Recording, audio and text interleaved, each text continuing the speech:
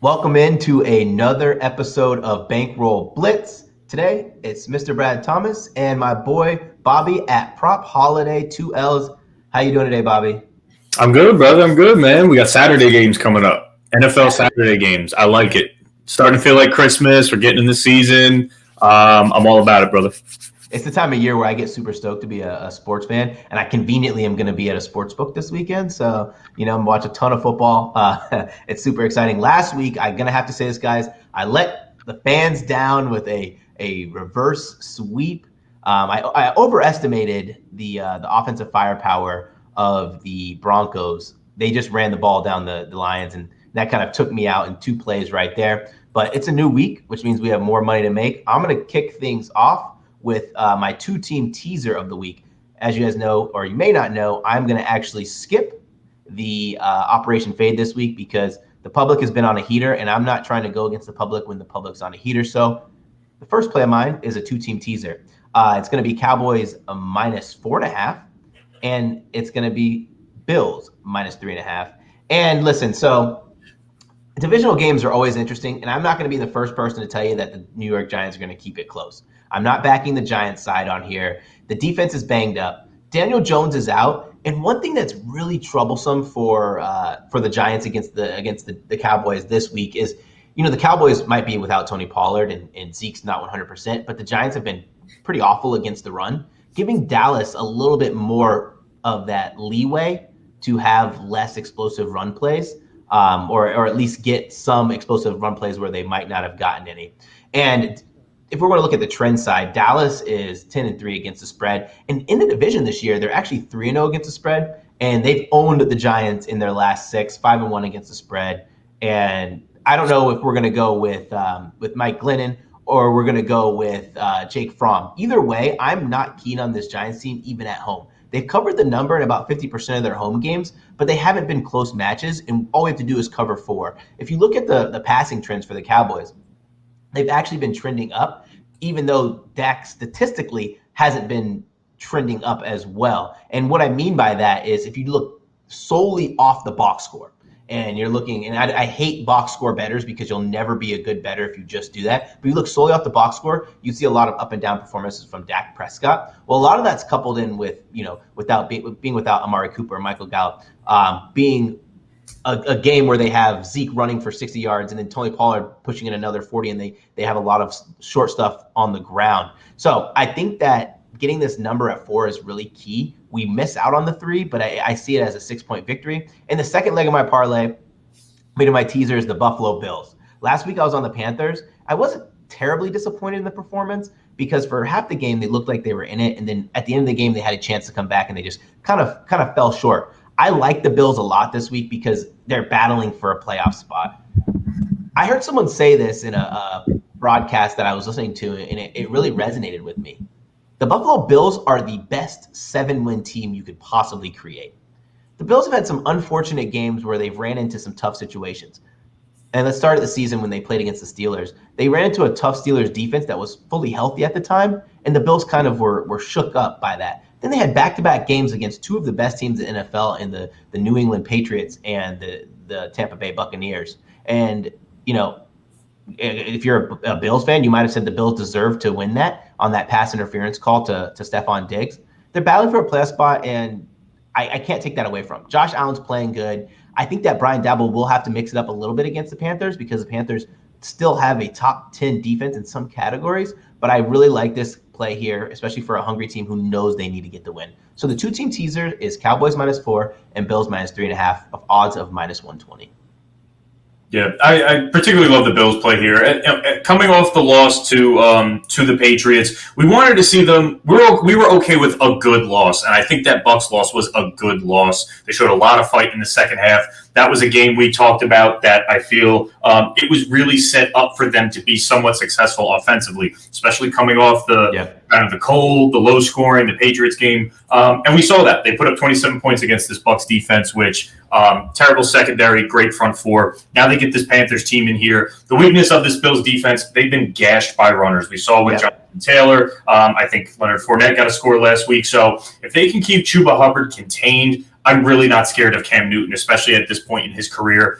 So really, it plays a lot on the shoulders of Chuba Hubbard. So the 3.5 with something to prove, especially with this Pats team, which we're going to get into it a little bit later in the podcast. They play on Saturday. If they lose on Saturday, it just makes this game a little bit more important to get back in contention for that AFC East. So love the Bills 3.5. And then the Cowboys against a lowly Giants team. There's already rumblings. They're going to blow it up. Same thing we've been talking about with the division and Philly. Philly's creeping into the conversation for the NFC least. And I do think they should be able to cover at least 4 against this Giants team that they're begging for the season to end. So -4, -3.5, they should easily be touchdown games.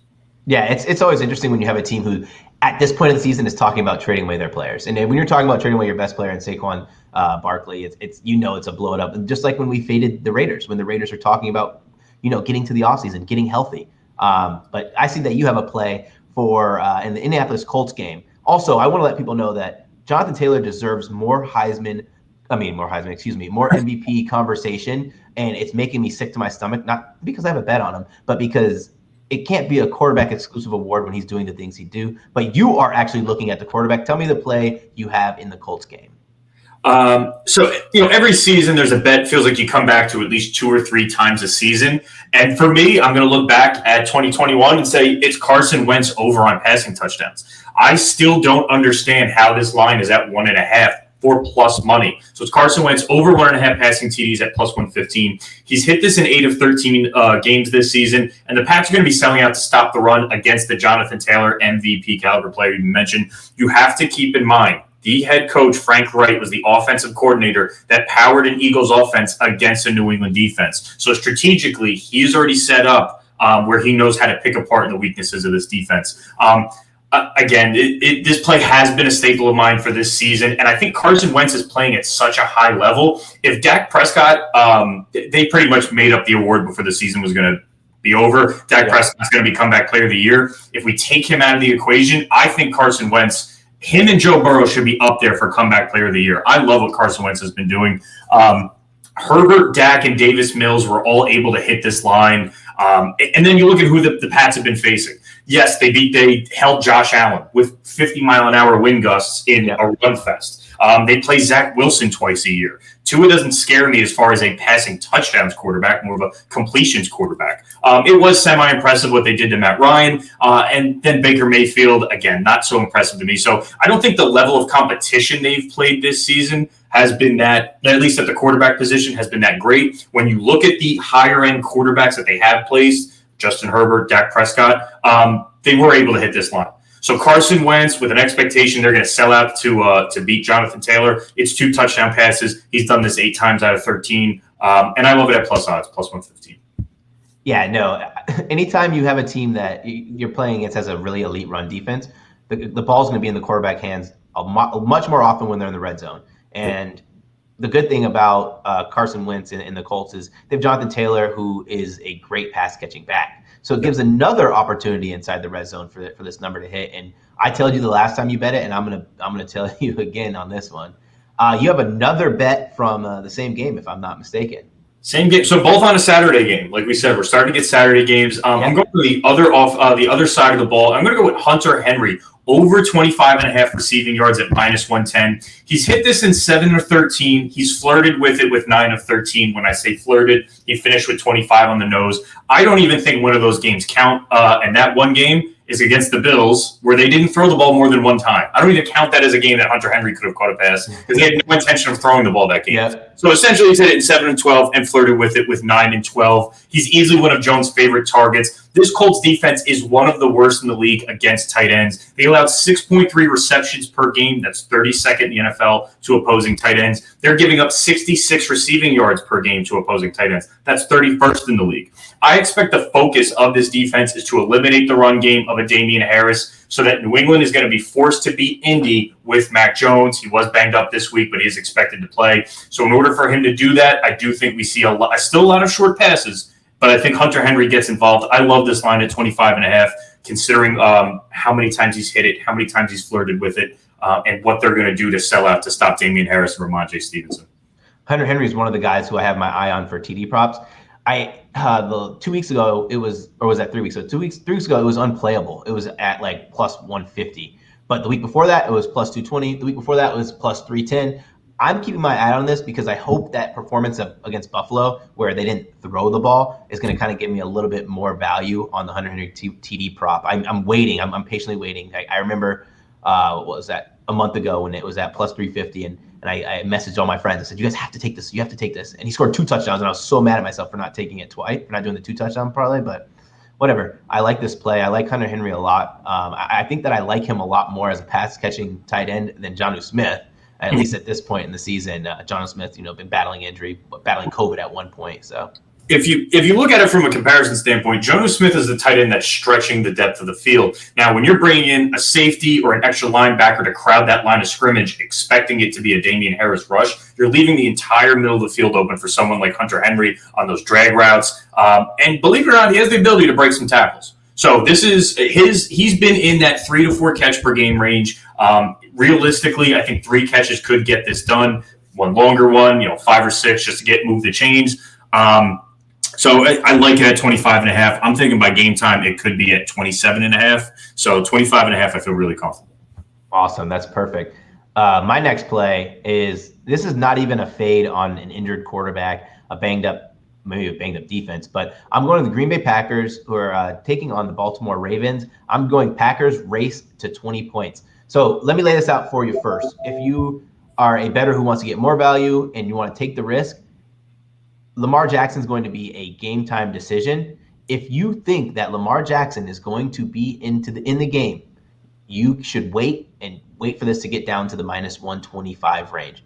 If you think Lamar Jackson is going to be out, you bet it now. I bet it now because I think that Lamar Jackson is going to be out. I think they're going to proceed with caution. They're still very high in the division, and I think they're leading the division, if I remember correctly. So they don't need to force this game, especially not against a team that I think, and they probably are pretty confident that is the better team in this situation. So we have a Ravens team here who's allowed 21 and a half points per game, which is not terribly a lot, but we have a Packers team who's actually scoring 25 points per game. One thing that the Baltimore Ravens, and we've talked about this on the podcast, they really struggle with are explosive plays, defending explosive plays. And what's gotten worse since they've gotten more banged up in their secondary, a la Marlon Humphrey, is allowing explosive plays. They're allowing explosive plays on 15% of dropbacks. And the Green Bay Packers are one of the best teams at hitting explosive pass plays at 10%. I think that Aaron Rodgers in his last 3 games has been absolutely insane. 10 touchdowns, 0 interceptions. The Baltimore Ravens have coined themselves as the comeback kings. And everyone knows that the Baltimore Ravens are, I don't know if they're comfortable with going down early, but they just have so many injuries on their defense where it's hard to stop these teams when you're playing guys deep into games and long into drives, and you need heroic performances from Lamar Jackson and Tyler Huntley. So I'm taking race to 20 minus 130 with the Green Bay Packers here. I think the Green Bay Packers put up an early fight against the Baltimore Ravens, and it's going to take more heroics for the Ravens to even cover the spread here. Yeah, no, I mean, I always count on you to find these kind of plays, man. I know race to 20 bet exists. It's just in my research, I never think to go there. No, this Packers offense has been rolling, whether that's be through the air or on the floor, on the field, running the ball with A.J. Dillon or Aaron Jones. We saw what they did last week. I like this at minus 135, and I love the logic behind it. If you think Lamar Jackson's playing, wait it out. If you don't think it's playing, 135 is still pretty good odds, considering how this Packers offense has been performing. This in bets like these, a lot of people who follow me understand. Like I love live betting. Bets like these set you up for good live bet scenarios where you can get your money back, or you can kind of hedge out if you have to. You'll be able to tell in the game if they're going to hit this race for 20, and if they don't, and they have a couple short drives, and this is going to be a kind of towards the Bears' perspective. If they have a couple short drives or allow big plays, you can hedge their team total and have a chance to hit both. In the Bears game, they were getting decimated in the race to 20, and it gave you an opportunity to take their team total instead of taking their money line. The money line was minus 170. Their team total was 28, I believe, 27 and a half, and it was minus 115. So you could live bet the team total and still opt out of the race to 20. Those are situations that you kind of want to put yourself in if you're a guy who watches every single game that you bet. You want to put yourself in a situation to to you're free coasting, Mm-hmm. cool, or you can get more money out of the game. And I like situations like that, and this is totally a game where you could do that. So And really quickly, just to add to this, but when you hear NFL coaches and you hear players talk about the season, they talk about it in 4-game clips. They talk about it in mini seasons within itself. Yep. So when I look at recent stats, obviously looking at the whole year helps. It paints a bigger picture. Love to look at the last 3. So looking at the last 3, the Green Bay Packers are averaging 17 points per game in the first half. You look at the same metric for Baltimore, they're averaging 6 points per game in the first half. So just taking a look at this through a microscope, it makes even more sense. Yeah, I'm so glad you said that because it reminds me, I was listening to this show and it was about the perception of guys who follow sports bettors. And it's not always, and I believe it was Chris Sims who said this, it's not always that us handicappers have the best or the most logic. It's not that we are going to hit every single bet. But what we do is every single episode, we give tidbits of information that helps the sports bettor along the way. You brought up that stat about the Baltimore Ravens. And when we were talking about the Baltimore Ravens from a kicking perspective and a field goal prop, we brought up another stat where the Baltimore Ravens are stalling out in 55% of their red zone trips. Those are stats that you want to look at and you want to build your bets on. And this is more me talking to the general public who's listening that, we might not say everything that we're thinking or might not have every answer, but if you take the little bits of nugget and you add them together, you'll be able to find plays like this or build those crazy parlays that a lot of people like. No, it's true, man. We build our little toolbox throughout the season. Yeah. We come back to Carson Wentz TD props every week. Yeah. Listen, I saw another bet on here, a touchdown prop for a team that I was going to actually tease this weekend. So why don't you tell me what you're going to be doing with the Washington football team? Sure. So it's the Washington football team playing against the Philadelphia Eagles this week. Eagles coming off of a bye. It's the Washington football team over 1.5 touchdowns total. It's minus 130. Shocked to see any team's total below 2.5, just given how the NFL is this season. But Philadelphia is allowing 2 passing touchdowns per game over the last 3 to opposing quarterbacks. This is bodes very well for Taylor Heineke. But that's just his passing touchdowns. This is the Washington football team just getting 1.5 touchdowns, whether it be offensively, defensively, special teams. They just need to score 2 touchdowns. The Washington football team's offense alone has scored 2 touchdowns in 5 straight games.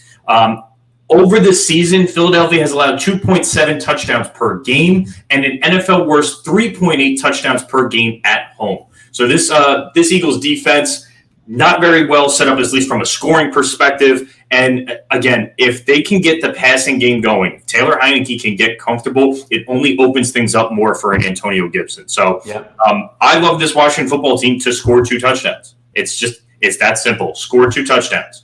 Offensively, defensively, special teams, get on the board twice.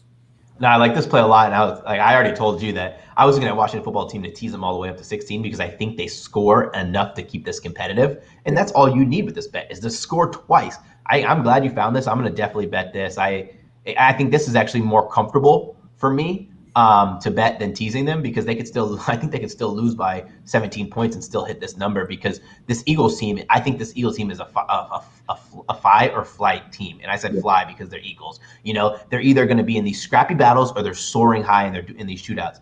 There's no defensive continuity to where you just think they're just going to hold teams to 9 points. It's not happening. It's not the Eagles team. And sure, if you want to talk about maybe like a Giants team they're playing, but this is the Washington football team. Tyler Heineke is a man who went from sleeping on couches to playing on Sundays. He is poised to fight. Whether his team is outmatched, overclassed, he still fights in every game. And I like this 1.5 touchdowns prop. And I bet from my perspective, but I try to see it from the book's perspective. Why? Why would you put this line out there enticing me? Well, I think their logic is they're playing one of the best running offenses in the league. If you can control the clock, you can keep the ball away from the other team. How long can you do this? I think we'll see very early in this game how well this Philadelphia defense is faring against a Washington football team. And if they are able to get the run game going. If the run game slows early for Philadelphia, this is a no-brainer for me. So I think the logic behind it from a book's perspective is they're going to control the clock the rest of the game. But if you look at how poor their defense has performed at home, they're giving up nearly 4 touchdowns per game. We only need 2 of those. I love it. My last play is probably one that a lot of people are going to think is going to make them sick to their stomachs. I'm going to Minnesota over 24.5 for their team total. And you know why I say it's going to make a lot of people sick to their stomach? Because people in sports betting, you have to have short memories. You cannot hold on to stats and trends from 2 seasons ago. You can, especially when a team is hot or a player is playing really well. A lot of people will tell you, Kirk Cousins sucks in primetime. Why are you backing Kirk Cousins to score and his team to score 24.5 points against the Bears in primetime? Kirk Cousins in his last 4 primetime games, 3-1 against the spread. He's been playing absolutely insane. This total, the over, especially in the game, has hit in 5 of their last 6 Minnesota games. A lot of people think about this Bears defense and they're still stuck on 2 years ago when the Bears were turning people over and they were nasty in their front line. That's not this Bears team, especially against the run. We know that Alexander Mattison's going to be out, but I don't think that affects my mentality as much as if Dalvin Cook were out, and both are very comparable backs. The Bears are 24th in total score and 24th in total rush yards allowed per game. They're 22nd in DVOA against the run, and rightfully so. They're not as stout against the run as perception may feel. We do this with the Steelers. We do this with the Bears. We do this with teams who we just think are such good defenses just based off their name brand from years past, and it's not the case. I want to give one shout out to Kirk Cousins before I close my thoughts on this. Kirk Cousins is quietly having the best season of his career. 3,500 yards, 27 touchdowns, only 5 interceptions, and a 103.5 passer rating. Shout out to Kirk Cousins. He hit this number in his last primetime game. For anybody who might be worried about that one that's lingering around there, he put this number up with ease, and it was the Dalvin Cook show, but he still was a very good quarterback in that game. Yeah, no, I mean, especially after we saw last week, they are getting. We saw last week on Thursday Night Football. It ended up being a shootout in the second half with the Steelers. 24.5. He's starting to get his weapons back. Do we know about Thielen yet? Do we know if Thielen's expected to play? Thielen's still questionable, and that was as of 10 o'clock this morning when I checked. Okay.